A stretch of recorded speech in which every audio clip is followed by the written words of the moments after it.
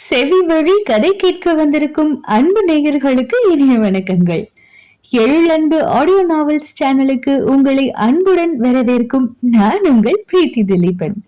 கதை கேட்போம், காதுகளுக்கு இனிமை சேர்ப்போம். இந்த ஆடியோ நாவல்ஸ் உங்களுக்கு பிடித்திருந்தால் லைக் பண்ணுங்க. உங்கள் கருத்துக்களை கீழே கமெண்ட்ஸ்ல சொல்லுங்க. உங்கள் நண்பர்களுக்கும் ஷேர் பண்ணுங்க. நம்ம சேனலில் தொடர்ந்து கதைகளை கேட்டு மகிழ சப்ஸ்கிரைப் பண்ணுங்க. கூடவே நோட்டிபிகேஷன்ஸ் பெற பெல் பட்டனையும் தட்டி விடுங்க. இப்ப கதை கேட்கலாம் வாங்க. எழுத்தாளர் எழிலன்பு அவர்களின் ஜதியோடு சதிராடு, அத்தியாயம் 11. ஆட தெரியாதவரையும் ஆட வைக்கும் வல்லவர். குறுகிய காலத்தில் ஆடல் கலையில் தனக்கென ஓர் இடத்தை பிடித்த சிறந்த கலைஞர்.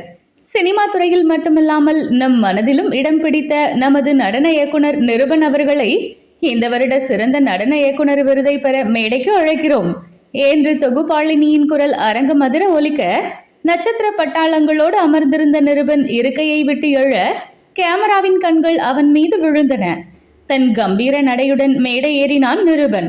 அவனின் சந்தோஷத்தை சொல்ல அவன் உதட்டின் ஓரம் சின்ன புன்னகை மட்டுமே ஒட்டியிருந்தது. அவன் கையில் விருது கொடுக்கப்பட வாங்கி பார்வையாளர்களுக்கு உயர்த்தி காட்டிவிட்டு தளர்த்தினான்.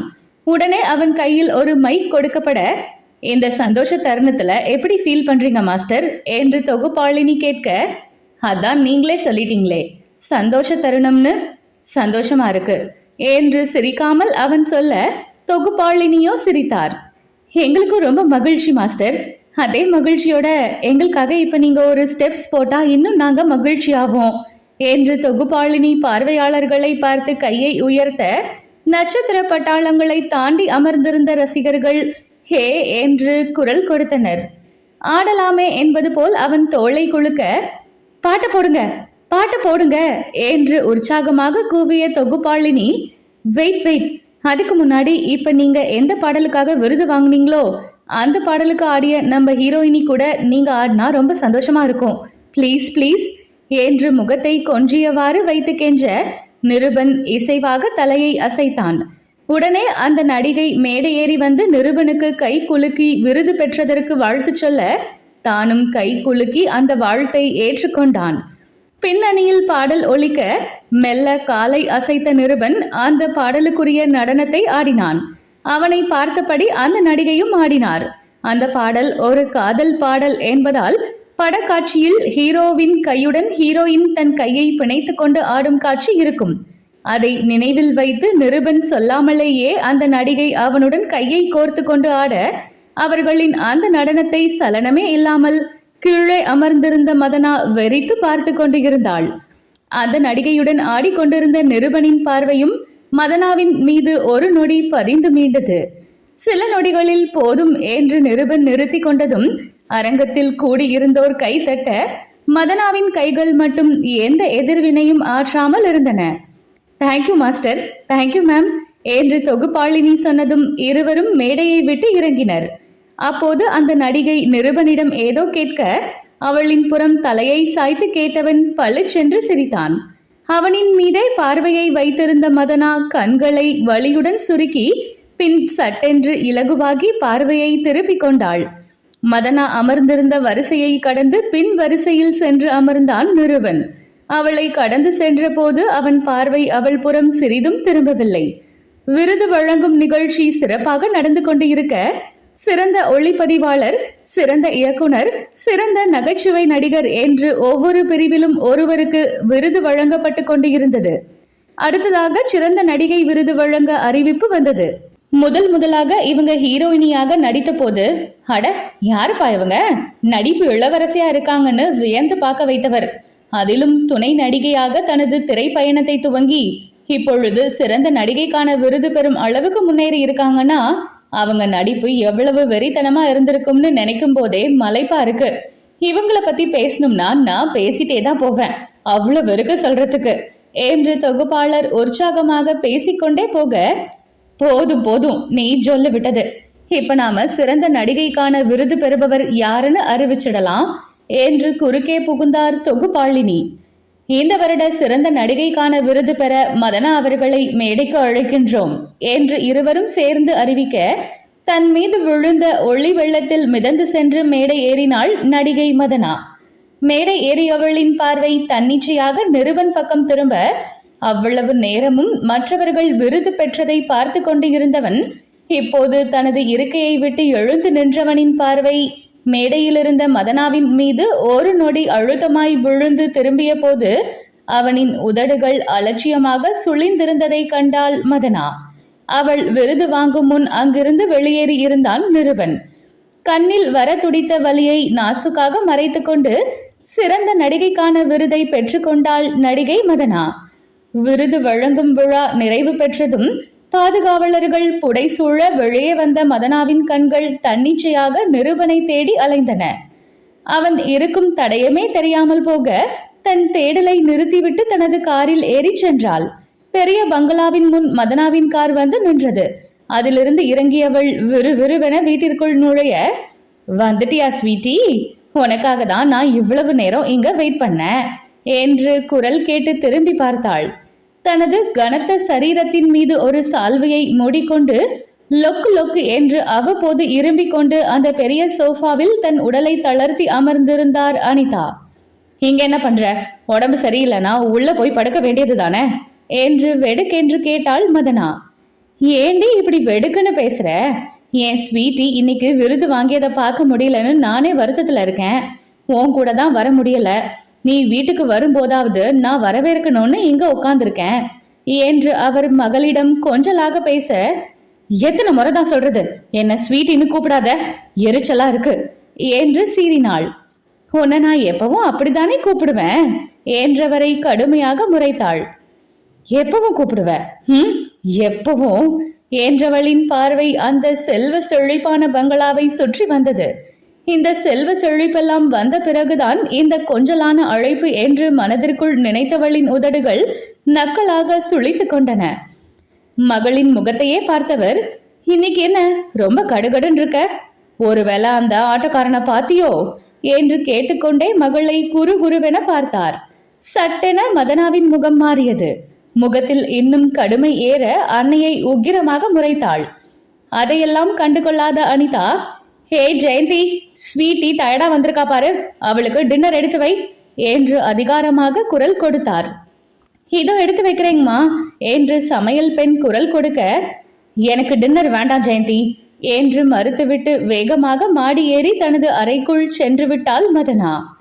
பளிங்கு கல்லால் கட்டியது போல் பளபளத்த அறை, உடலை மென்மையாய் உள்வாங்கிக் கொள்ளும் சொகுசான மெத்தை, விதவிதமான ரகரகமான ஆடைகளை உள்ளடக்கிய அலமாரி, முழு ஒப்பனையுடன் பெரிதாக மாட்டப்பட்டிருந்த அவளின் புகைப்படம், ஒரு பெரிய அறை அளவில் இருந்த குளியலறை, அனைத்தும் அவள் நடிகை ஆன பிறகு வந்த சொகுசான வாழ்க்கை.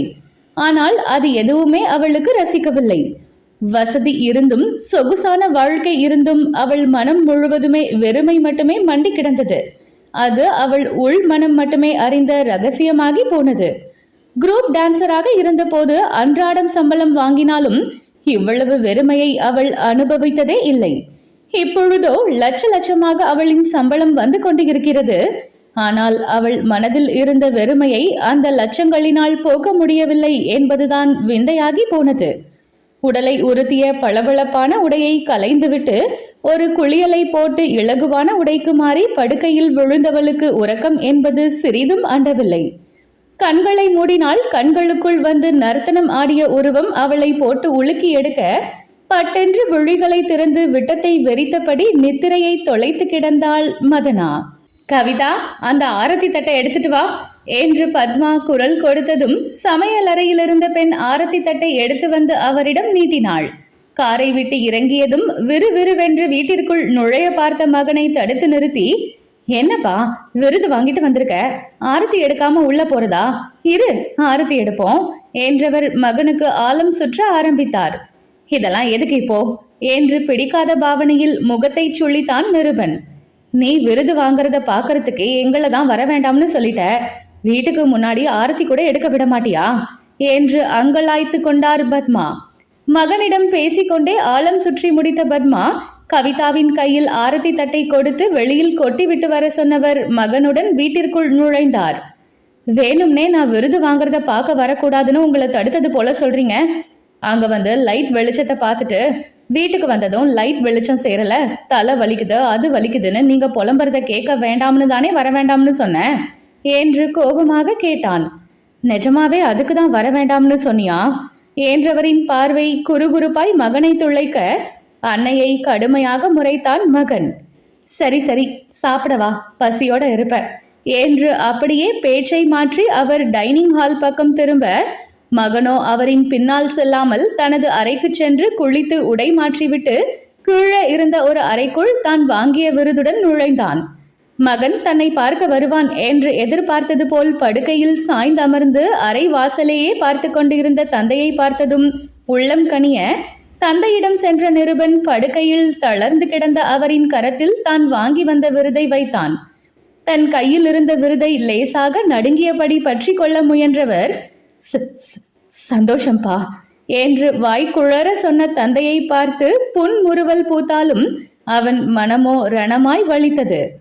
1 வருடத்திற்கு முன் பள்ளியில் பாடம் நடத்தி கொண்டு இருக்கும் போதே கீழே விழுந்த சதாசிவத்தை மருத்துவமனை அழைத்து சென்றால் பக்கவாதம் என்றனர். ஒரு பக்க கையும் காலும் பலவீனம் அடைந்திருந்தது. பேச்சும் குழற ஆரம்பித்து இருந்தது. தொடர் சிகிச்சையில் இப்போது பேச்சு ஓரளவு வந்தது. தன் ஆசைக்கு எப்போதும் தடை சொல்லாத தந்தையின் இன்றைய நிலை அவன் கண்களை கசிய செய்ய முயன்று தன்னை அடக்கி கொண்டவன், சாப்பிட்டீங்களாப்பா, மாத்திரை எல்லாம் போட்டுட்டீங்களா என்று விசாரித்தான். என்று அவர் தலையை லேசாக அசைக்க, ஈவினிங் பிசியோதெரபிஸ்ட் வந்தாங்களா, எக்ஸசைஸ் எல்லாம் பண்ணீங்களா என்று கேட்டான். அதெல்லாம் சரியா நடந்தது. சாப்பிட்டுட்டு வந்து அப்பா கிட்ட பேச வேண்டியது தானே நிரோ, நீ வருவன்னு நான் அங்க காத்திருக்கேன் என்றவாறு உள்ளே வந்தார் பத்மா.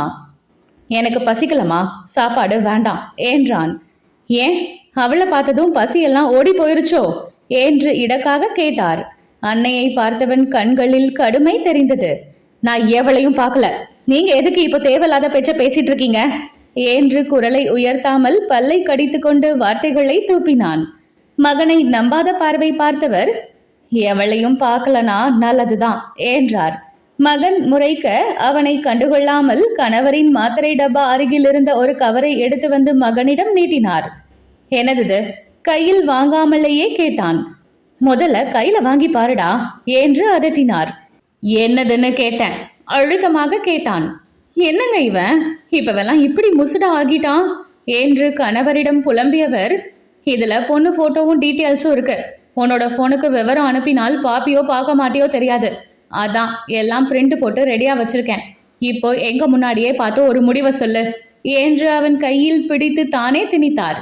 அடுத்த நொடி அந்த கவரை படுக்கையில் தூக்கி போட்டவன், எனக்கு டயர்டா இருக்கு, நான் தூங்க போறேன் என்று நாற்காலியை விட்டு எழுந்தான். நிருபா என்று அதட்டிய பத்மா, போதும் நீ கண்ணாமூச்சி ஆடினது, எனக்கு இன்னைக்கு ஒரு முடிவு தெரிஞ்சாகணும் என்று குரலை உயர்த்தினார். இப்போ உங்களுக்கு என்ன தெரியணும் என்று அவன் அலுப்பாக கேட்க, டான்ஸ் மாஸ்டரா சாதிக்கிற வரைக்கும் கல்யாணம் பண்றதா இல்லைன்னு சொன்னேன். நாங்களும் கேட்டு சரின்னு சொன்னோம். இப்ப நீ டான்ஸ் மாஸ்டரா ஆகியே 5 வருஷம் ஆகிருச்சு. வருஷத்துக்கு அந்த விருது இந்த விருதுன்னு 5-6 விருது வாங்கி சாதனை பண்ணிட்டு இருக்க. இதுக்கு மேல கல்யாணம் முடிச்சுட்டு எத்தனை சாதனை வேணும்னாலும் பண்ணு என்றார் பத்மா. கல்யாணம் தான் வாழ்க்கையா? அப்படியே இருந்தாலும் எனக்கு கல்யாண வாழ்க்கையில எல்லாம் விருப்பம் இல்ல, என்னை இப்படியே விட்டுடுங்க என்றான். இவனை பாருங்க எப்படி பேசுறான்னு என்று பத்மா கணவரிடம் கவலையாக கேட்க, அவரும் மகனை கவலையாகத்தான் பார்த்தார். எங்களுக்கு வயசாகிருச்சு நிருபா, இதோ அப்பா இப்பவே இப்படி இருக்காரு, நாள பின்ன எனக்கும் எதுவும் ஆனா மா அவர் முடிக்கும் முன் அதட்டினான். நீ கத்துனாப்புல நாங்க ஒன்னும் எப்பவும் இளமையா இருந்துட மாட்டோம். எங்களுக்கு பிறகு உனக்கு ஒரு துணை வேணும். நீ ஒன்னும் சின்ன பையன் இல்ல, வயசு ஏறிட்டே போகுது. வாழ்க்கையில சாதிக்கிறது மட்டும் முக்கியம் இல்ல, நம்மளோட சாதனைய பகிர்ந்துக்கவும் நமக்கு ஒரு துணை வேணும். யோசிச்சு நல்ல முடிவா பண்ணு என்றவர் அந்த கவரை மீண்டும் மகனின் கையில் திணித்தார். நீங்க சொன்ன மாதிரி நான் ஒன்னும் சின்ன பையன் இல்ல, எனக்கு எது தேவை எது தேவையில்லைன்னு முடிவு பண்ண தெரியும். என் முடிவை நான் ஏற்கனவே சொல்லிட்டேன், இதுக்கு மேல பேச ஒன்னும் இல்ல என்றவன் அந்த கவரை மீண்டும் அவர் கைகளிலேயே திணித்து விட்டு சென்றான். இவனை என்ன தாங்க பண்றது, காலம் முழுக்க இப்படி தனியா நின்னுருவானோ என்று பயத்துடன் கேட்டார். அவன் விரும்புறான் பொண்ணு என்று திணறியபடி சொன்னார் சதாசிவம். ஏங்க அவளை விரும்புறேன் கல்யாணம் பண்ணி வைங்கன்னு அவன் ஒரு நாளும் சொன்னது இல்லையே எனக்கு பிடிக்கலனாலும் சரி, அவன் விருப்பப்படியாவது ஒரு கல்யாணம் பண்ணிக்கட்டும்னு அவளை பத்தி எப்பவாவது கேட்டுக்கிட்டு தான் இருக்கேன். கொஞ்ச நேரத்துக்கு முன்னாடி கேட்டப்ப கூட என்ன சொன்னா? அவளை பார்க்கவே இல்லைன்னு சொன்னான் தானே. 5 வருஷத்துக்கு முன்னாடி அந்த வீடியோ வந்த அன்னைக்கு நம்ம முன்னாடி அவகிட்ட பேசினான்.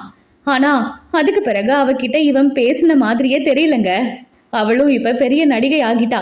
இவனும் இந்த பக்கம் அவன் வேலைய பார்த்துட்டு இருக்கான். அவங்களுக்குள்ள எதுவும் இருக்கிற மாதிரி தெரியலங்க. அந்த தைரியத்துல தான் இந்த பொண்ணை அவனுக்கு பார்த்தேன். இவன் என்னன்னா இப்பவும் இப்படி சொல்லிட்டு போறான் என்று பத்மா கணவரிடம் கவலையாக பேசிக்கொண்டு இருக்க, படுக்கையில் சென்று விழுந்த நிருபனோ தன் கண்களுக்குள் கண்ணாமூச்சி ஆடிய உருவத்தை விரட்ட முயன்று கொண்டு இருந்தான்.